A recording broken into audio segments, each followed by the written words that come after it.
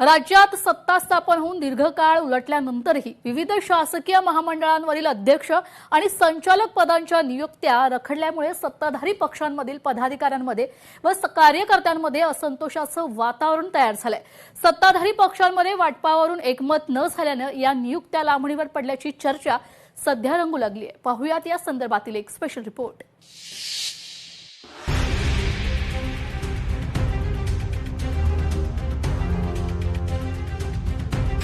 महायुतीत महामंडळाचा महातिढा वाढतोय।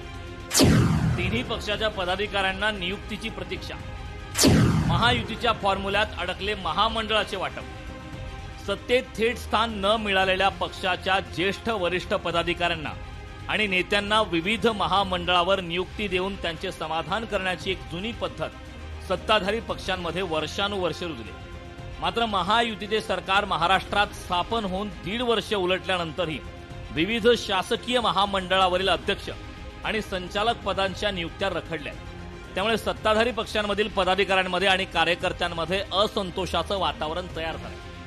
सत्ताधारी पक्षांमध्ये वाटपावरून एकमत होत नसल्याने महामंडळावरील नियुक्त्या लांबणीवर पडल्याची चर्चा सध्या रंगली आहे। राज्यात नवे सरकार आल्यानंतर महत्त्वाची महामंडळे मिळवण्यासाठी अनेक नेते आपापली वर्णी लावण्याचे शिकस्तीचे प्रयत्न करत असतात।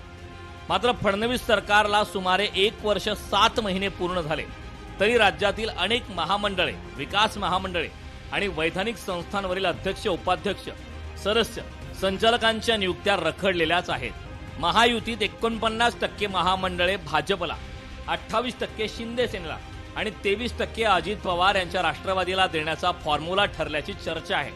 पण तिन्ही पक्षांकडून त्यावर एकमत होत नाही।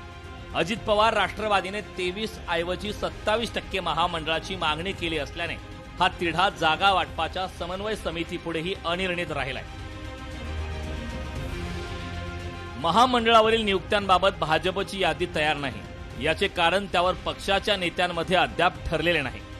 एकनाथ शिंदे शिवसेनेसमोर इच्छुकांची इतकी मोठी रांग आहे की एका नावावर शिक्कामोर्तब करताना 10 जण नाराज होण्याची भीती त्यांना आहे। तर अजित पवार राष्ट्रवादी गटामध्ये सध्या अनेक शक्ती केंद्र असल्याने कोणी कोणाची वर्णी लावायची असा अंतर्गत तिढा त्यांच्याकडे असल्याने त्यांचीही यादी तयार नाही। महामंडळाच्या खुर्च्या रिकाम्या असल्या तरी त्यांच्या भोवती फिरणारी राजकीय गर्दी मात्र वाढत आहे। सत्तेत पदे कमी आणि इच्छुक जास्त झाले की लवकरच निर्णय होईल असे राजकीय आश्वासन देऊन अनेकांना आमिष दाखवता येते असा आजवरच्या सत्ताधाऱ्यांचा अनुभव आहे। याचे कारण एका कार्यकर्त्याला पद दिले की 10 जण नाराज होतात, पण कुणालाच पद दिले नाही तर सर्वांनाच आशेवर ठेवता येते असा राजकीय फॉर्म्युला सर्वच पक्ष त्यांच्या पसंतीक्रमाने राबवतात। नवे सरकार आल्यानंतर महत्त्वाची महामंडळे अध्यक्ष व संचालकांशिवाय किंवा प्रशासकांच्या माध्यमातून चालवली जात आहेत। निवडणुकीत आणि पक्षाच्या कामात खस्ता खाल्लेल्या निष्ठावंत कार्यकर्त्यांना राजकीय पुनर्वसनाची अपेक्षा असते, पण नियुक्त्यांना विलंब झाल्याने कार्यकर्त्यांमध्ये अस्वस्थता पसरत चालली। सिडको, म्हाडा, MIDC आणि पर्यटन विकास महामंडळ यासारख्या आर्थिकदृष्ट्या सक्षम अर्थात मलईदार महामंडळाच्या अध्यक्षपदासाठी विशेष रस्सीखेच असते। महत्त्वाची महामंडळे आपल्याकडेच असावीत असा आग्रह तिन्ही पक्षाच्या असल्याने या नियुक्त्या रखडल्याची सूत्रांची माहिती आहे।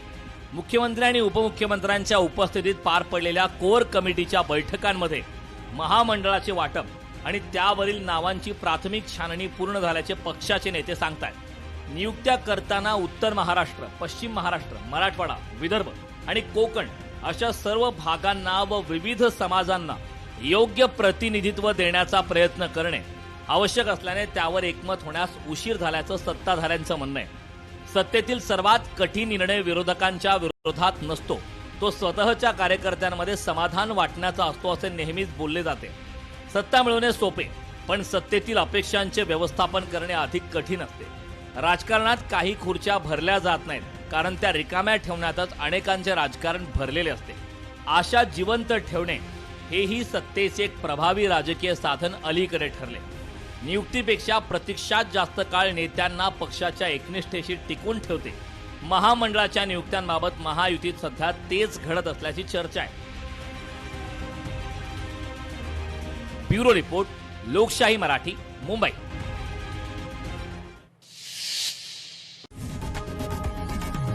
लोकशाही मराठी ऐका, पहा, जागरूक रहा.